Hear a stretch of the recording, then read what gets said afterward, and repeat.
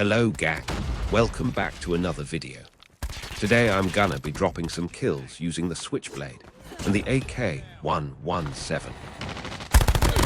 Target down.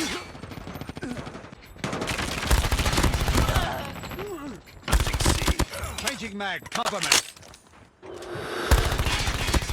Enemy Friendly down. Shock RC is ready.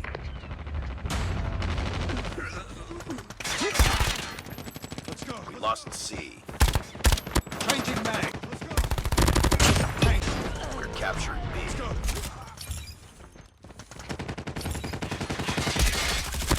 Enemy down. No! Headshot.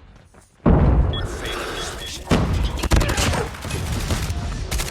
Changing mag, cover me. Targets inside. Lost the lead.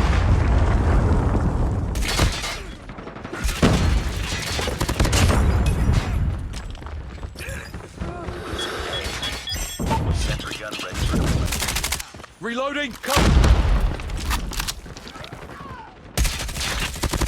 Tango down. Watch out. Enemy orbital laser deployed. Hunter-killer drone deployed. Losing Alpha. Hunter-killer has been destroyed.